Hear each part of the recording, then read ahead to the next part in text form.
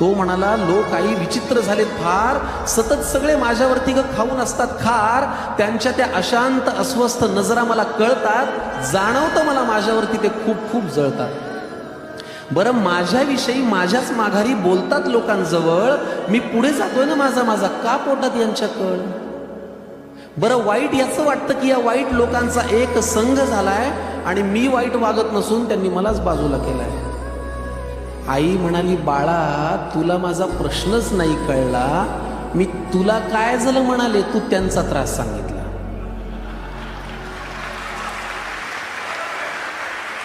आई म्हणाली, बाळा तुला माझा प्रश्नच नाही कळला, मी तुला काय झालं म्हणाले, तू त्यांचा त्रास सांगितला.